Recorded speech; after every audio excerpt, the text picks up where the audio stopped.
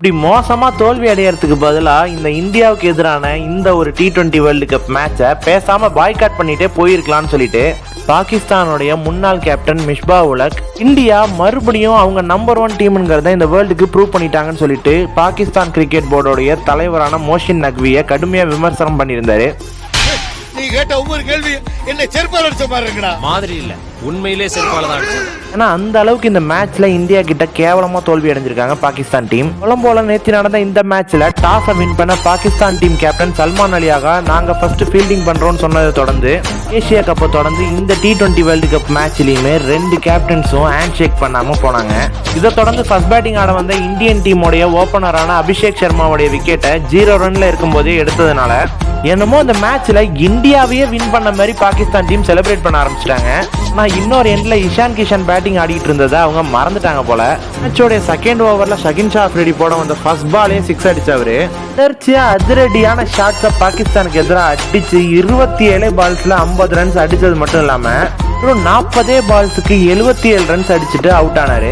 இவர் அவுட் ஆனது தொடர்ந்து அடுத்தடுத்த வந்த இந்தியன் டீமுடைய பிளேயர்ஸ் எல்லாமே அவங்களுடைய விக்கெட்ஸை பாகிஸ்தானுடைய ஸ்பின்னர்ஸ் கிட்ட இழந்து தடுமாற அந்த நேரத்தில் பாகிஸ்தான் டீம் கேம்குள்ள மறுபடியும் வர ஆரம்பிச்சாங்க.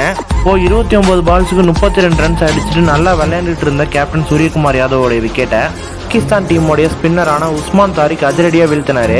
இதை தொடர்ந்து மிடில் ஓவர்ஸ்ல சிவம் துபேவோடைய ஒரு அதிரடியான கேமியோனால 20 ஓவர்கள் முடிவில் 7 விக்கெட் இழப்புக்கு 175 ரன்ஸ் இந்தியன் டீம் அடிச்சாங்க.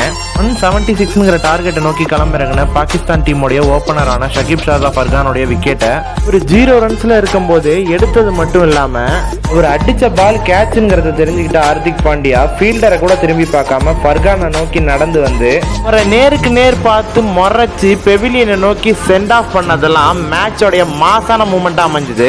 நிலையில பாகிஸ்தான் டீம் 21 ரன்களுக்கே 3 விக்கெட்கள்லாம் இழந்து தடுமாறிட்டு இருக்கும்போது அவங்க டீமோடைய நம்பிக்கை நட்சத்திரமான பாபர் அசாம் இந்தியாவுக்கு எதிரான இந்த ஒரு மேட்சை அன்னைக்கு எப்படி விராட் கோலி 2022ல பாகிஸ்தானுக்கு எதிராக வின் பண்ணி கொடுத்தாரோ அந்த மாதிரி இவரும் வின் பண்ணி கொடுப்பாருன்னு எதிர்பார்த்தா 7 பால்ஸ் ஃபேஸ் பண்ணி இந்த நிலைமையில வெறும் 5 ரன்கள் அடிச்சுட்டு அக்சர் பட்டேல் ஓவர்ல போல்ட் ஆகி வெளியேறினாரு. இந்த ஒரு புவர் பர்ஃபார்மன்ஸை தொடர்ந்து கடந்த 3 T20 வேர்ல்டு கப்ஸா இந்தியாவுக்கு எதிராக பாபர் அசாம் பெருசா எந்த ஒரு பர்ஃபார்மன்ஸும் பண்ணல.